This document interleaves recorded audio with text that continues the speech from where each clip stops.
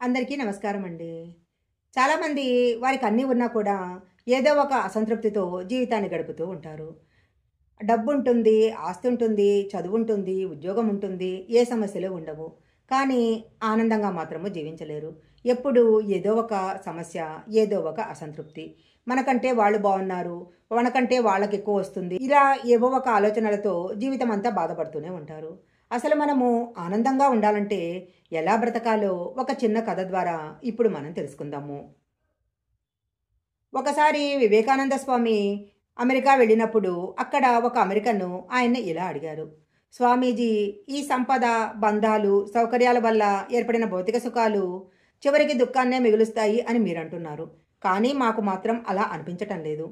కార్లు, భవనాలు, మంచి ఆహారము, ఆధునిక సౌకర్యాలతో మేం చాలా సుఖంగా బ్రతుకుతున్నాం కదా అని వివేకానంద స్వామిని అడిగారు.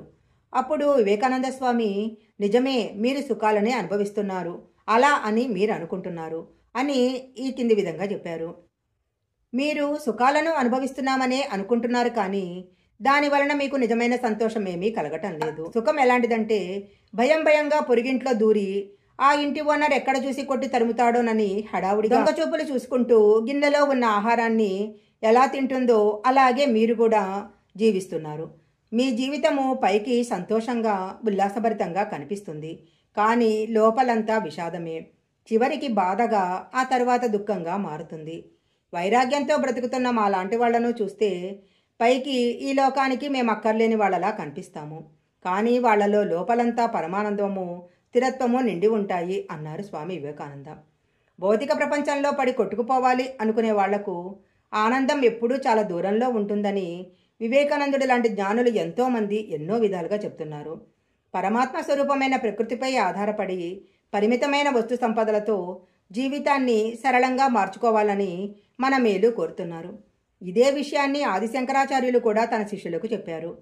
దారిలో దొరికిన గుడ్డ పెరికలతో చేసిన బొంత చుట్టుకొని పాపపుణ్యాల ప్రభావం తన మీద పడకుండా మనసంతా పరమాత్మపైనే నిలిపి ఉంచే యోగి లోకానికి పిల్లవాడిలా పిచ్చివాడిలా కనిపిస్తాడు అని తన శిష్యులకు భజగోవింద స్తోత్రం చెప్పాడు. సంతోషంగా సరళంగా సాగిపోయే జీవితాలను ఎవరికి వాళ్లే సంక్లిష్టం చేసుకుంటూ ఎన్నో బాధలు అనుభవిస్తున్నారు. భౌతిక ప్రపంచాన్నే నిర్మిస్తూ దాన్ని వస్తువులతో నింపటంలోనే పుణ్యకాలం గడిపేస్తున్నారు. ఆకాశంలో పక్షుల్లా స్వేచ్ఛగా ఎగరాల్సిన జీవితాన్ని బంగారు పంజరాల్లో బంధించుకుంటున్నారు.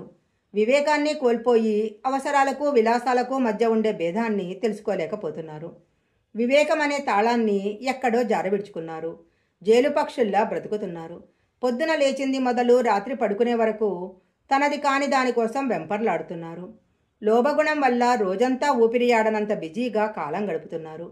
ఇప్పుడు ఉన్నదానితో సంతృప్తి పడి సంతోషంగా ఉందామనే విషయాన్ని మర్చిపోయి భవిష్యత్తు కోసం పరిగెడుతున్నారు.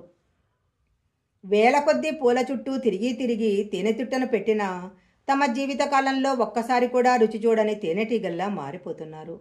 తేనెటీగలు కూడబెట్టిన తేనె ఇతరుల పాలైనట్లు లోబులు సంపాదించిన ధనం కూడా పరులు పాలవుతుంది. అంతేకాని సంపాదించిన వాడికి ఏ విధంగానూ ఉపయోగపడదు.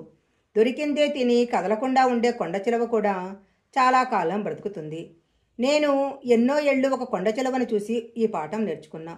అందుకే నేను ఏకాంతవాసం చేస్తున్నా అని అజగరముని ప్రహ్లాదుడితో అంటాడు. సంసారంలో పడి మనిషికి సంసారమనే పద్మవ్యూహంలోకి ప్రవేశించటమే తెలుసు, కానీ బయటపడే దారి మాత్రం తెలుసుకోలేకపోతున్నాడు. ఈత రాకపోయినా జలకాడాలన్న మోజుతో సరస్సులో దూకటం ఎంత అవివేకమో, కొంచెం కూడా ఆలోచించకుండా సంసారంలో పడిపోవటం కూడా అంతే అవివేకము. ఇప్పుడు చాలామంది కనీసం ఆలోచించకుండానే సంసార సాగనంలో దూకుతున్నారు. యోగులు సంపాదనపై ఆసక్తి వదులుకొని బ్రహ్మానందంలో తేలిపోతున్నారు. వాళ్లను చూసి ఈ లోకం పిచ్చివాళ్ళు అనుకుంటుంది. నిజానికి సంసారంలో ఉన్నవాళ్లే పిచ్చివాళ్ళు. శాశ్వతం కాని సంపదల కోసమో, పదవుల కోసమో, పేరు ప్రఖ్యాతుల కోసమో పరుగులు పెడుతుంటారు అని చెప్పారు స్వామి వివేకానంద స్వామి. యోగులు రెండు రకాలు, వ్యక్తయోగి, గుప్తయోగి. సంసారంలో గుప్తయోగిలా జీవించకూడదు. సంసార జీవితంలో పరిత్యాగము మానసికంగానే ఉంటే సరిపోతుంది అంటారు శ్రీరామకృష్ణ పరమహంస.